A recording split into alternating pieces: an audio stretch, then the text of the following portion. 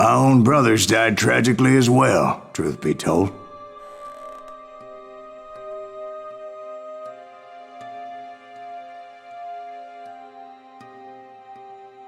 It was 1868, and me and my older brothers were pulling a tidy profit running cattle into Juarez, Mexico.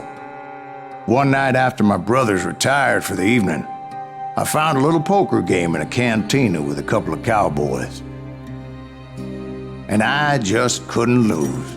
I even won an old Spanish coin that had to be 100 years old.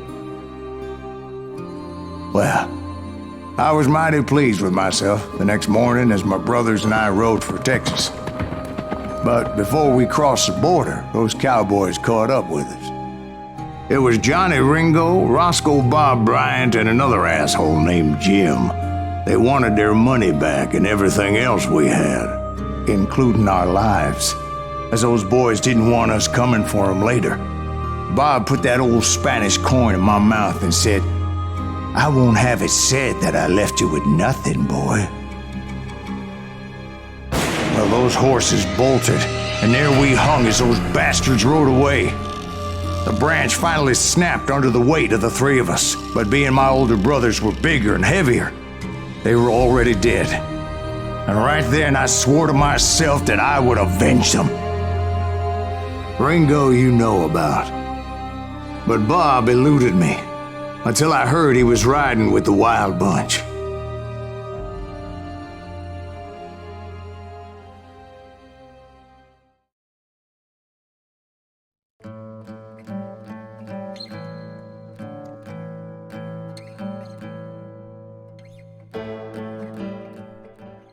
I'd been on their trail for months, ever since they left their hideout in the Bighorn Mountains.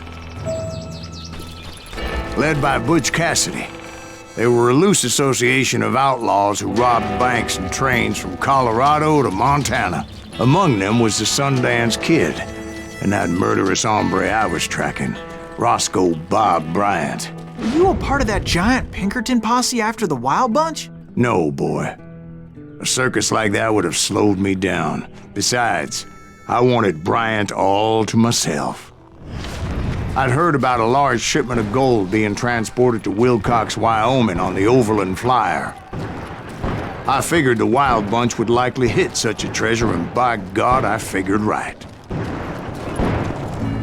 They blew the bridge with the intention of forcing the train to stop.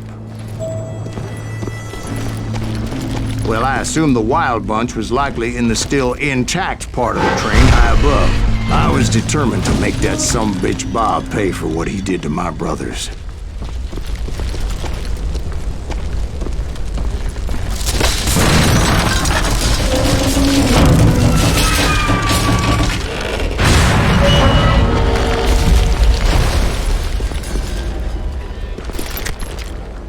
I found the device they used to blow the tracks, so I knew I was headed in the right direction.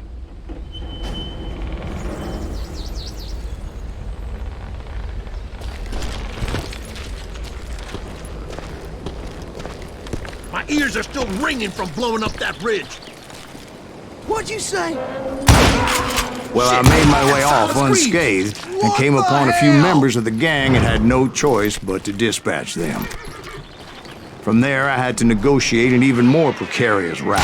But first, I would need to get my ass out of there.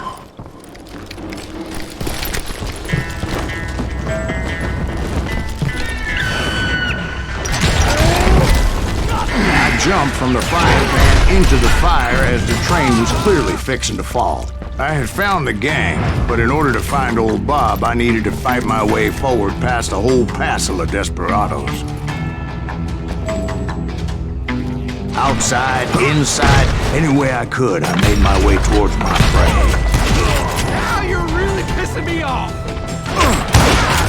Well, what about the passengers? It was mostly a freight train, as I recall. There were no passengers aboard that day.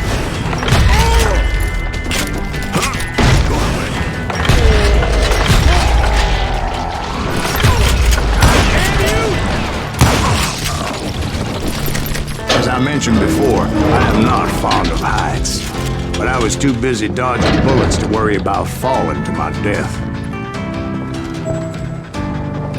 Odds were I was likely to die that day anyway. So I was determined to take down as many of those bastards as I could. That enough?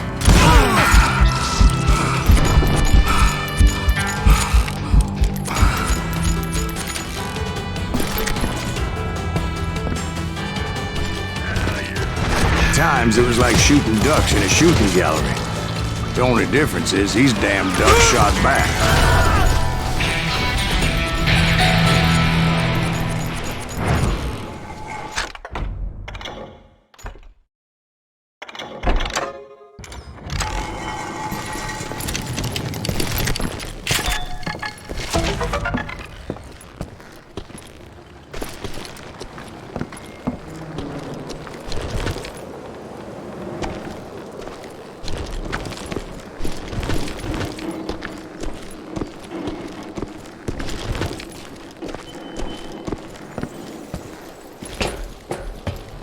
I kept hoping the law would show up and give me a hand. You mean like that giant Pinkerton posse that I read about?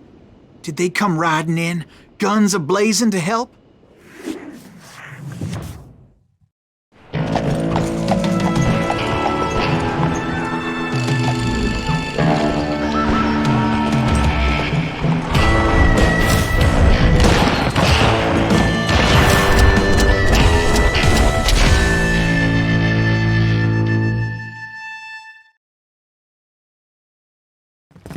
Help?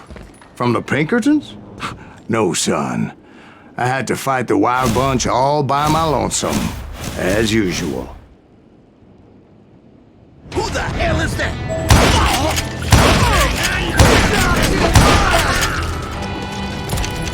Take cover! Retreat! Retreat! He's killing everybody! Kill us all!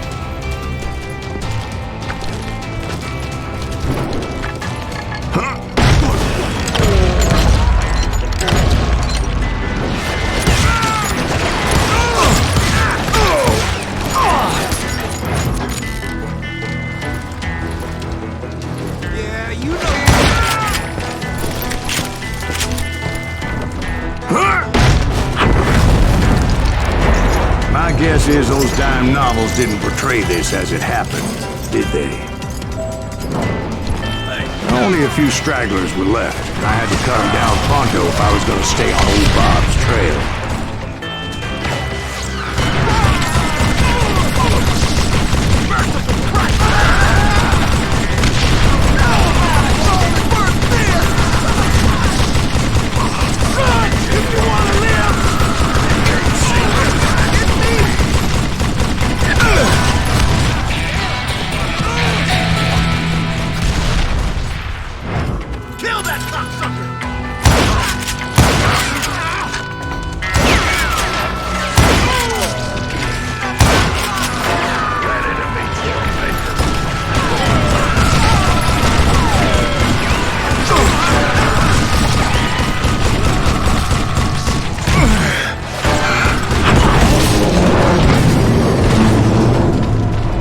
Once I silenced all those guns, I went searching for my nemesis, determined to finally have my justice. But the only survivor who welcomed me was George Flat-Nose Curry. Who was he? The fastest gun in the gang. Right after Sundance, I mean. And Kid Curry, and maybe Elsie Lay. Though some folks might dispute that.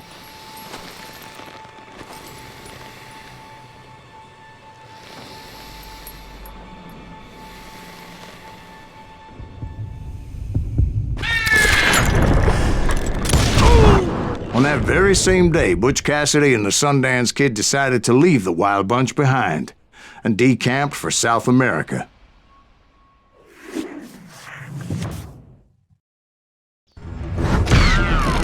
They ended up living down there for many years, but I'm sure you already know all about that.